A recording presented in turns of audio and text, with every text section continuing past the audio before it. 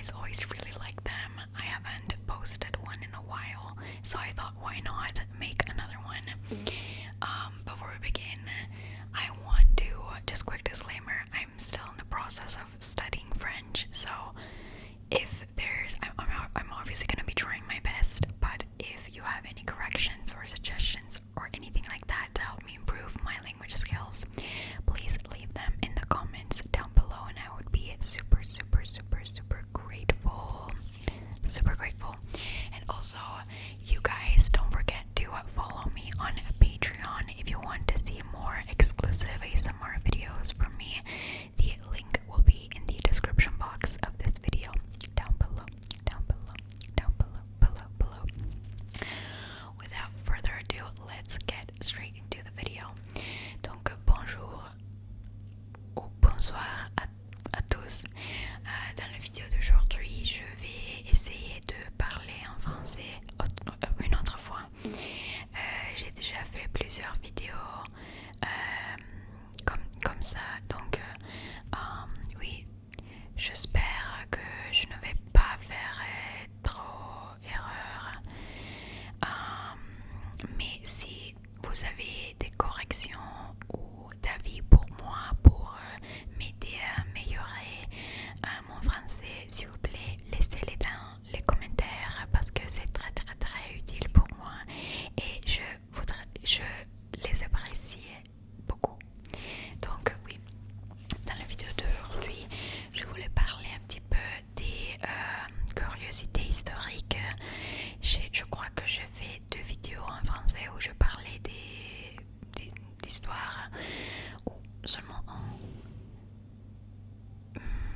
Je ne suis pas sûre, mais dans la vidéo d'aujourd'hui, je voulais parler un petit peu d'Émile Zola. Émile Zola est l'un des plus influents écrivains du naturalisme. Il est considéré le père du naturalisme et il est l'un des écrivains plus influents du XXe siècle et du XIXe siècle. Donc j'ai fait un petit peu de recherche et j'ai mes notes ici avec moi. Donc je vais lire un peu mes notes, mais on va parler. Vous savez que j'adore la littérature et l'histoire. J'adore faire des vidéos historiques. J'ai fait plusieurs vidéos sur des curiosités d'histoire, sur la France, sur des autres pays. Et donc oui. Alors, Émile Zola avait des origines italiennes. Son père était vénitien, mais Émile Zola était né à Paris et sa mère était française. Une autre chose, je m'excuse si vous pouvez entendre des soins de l'extérieur parce que je sais pas, il y a des personnes qui parlent, il y a de la musique. Pardon, j'espère que c'est pas trop fastidieux. Mais donc, Émile Zola passe son enfance à Aix-en-Provence avec Paul Cézanne, le peintre. Et sa situation financière, la situation financière de la famille n'est pas très bonne. Donc quand il grandit, il vit à Paris et il travaille dans la publicité pour une grande maison d'édition. Et il travaille aussi dans le journalisme. Il commence à écrire des articles et puis il écrit des récits qui sont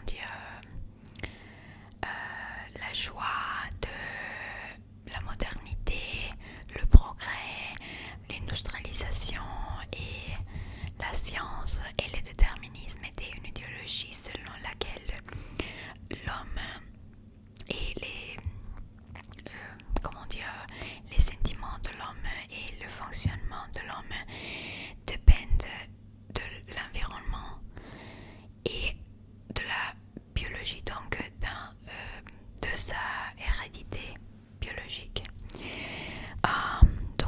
Oui, il écrit le roman expérimental où il parle et il formule de manière explicite la doctrine du naturalisme. Pardon. Et le naturalisme, c'est un mouvement littéraire surtout qui est très proche du déterminisme, comme j'ai déjà dit.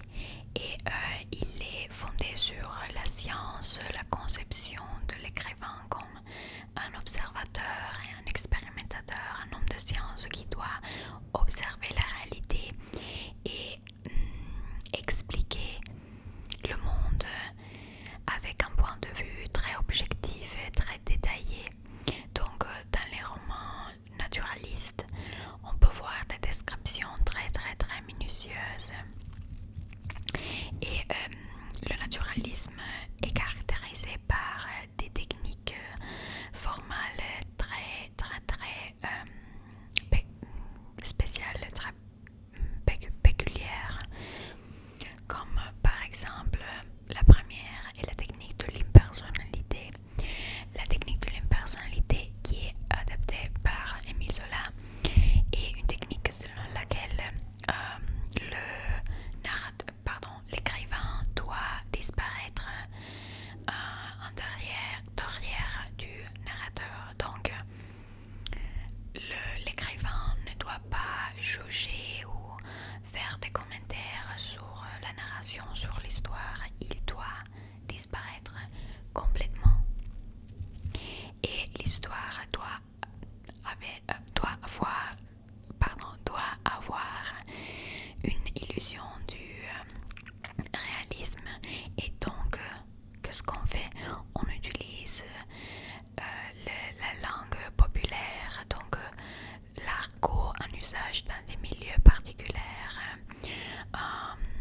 pour recréer des situations et faire une immersion totale dans un contexte historique et social. Donc c'est très important. On utilise aussi la focalisation interne et le discours en direct libre dans le naturalisme. Qu'est-ce qu'on peut dire? Alors, son œuvre la plus célèbre est le cycle des Rougon-Macquart. Les Rougon-Macquart est un cycle gigantesque de 20 romans qui sont, chaque roman a une unité individuelle, mais ils sont liés par un intrigue commun. Donc avec ce cycle de romans, l'écrivain voulait étudier mathématiquement une tare héréditaire qui se développe dans tous les membres d'une même famille, dans les deux branches d'une même famille, les Rougon-Macquart. Et toutes ces personnes descendent d'Adélaïde Faucu, dite tante Dide, qui est morte folle, et ça c'est sa fêlure.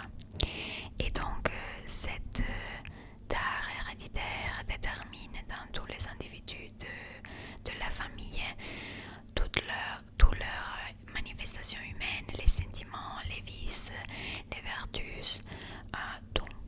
Donc et aussi selon le milieu, comme j'ai déjà dit, le milieu est un élément très important selon le déterminisme et selon le naturalisme, l'influence du milieu.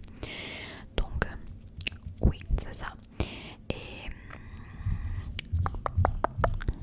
alors la branche, ces deux branches de la famille sont les Rougon, sont la branche officielle, légitime, pardon, et les Macquart sont la branche naturelle.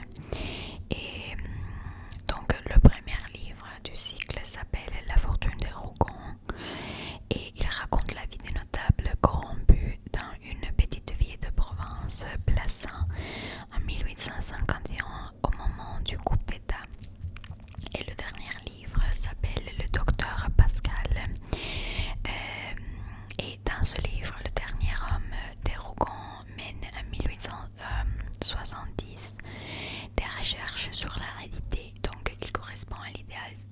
la science liée à la conscience et il représente aussi le double de l'auteur. Des autres titres sont L'Assommoir, Nana, Germinal, La Terre, et c'est pas un livre vraiment. Et ces livres étaient bien accueillis par le public bourgeois et populaire, mais il était accusé par la critique. Et ils sont très, très, très, comment dire, c'est très important dans ces romans, la veine épique et la force d'imagination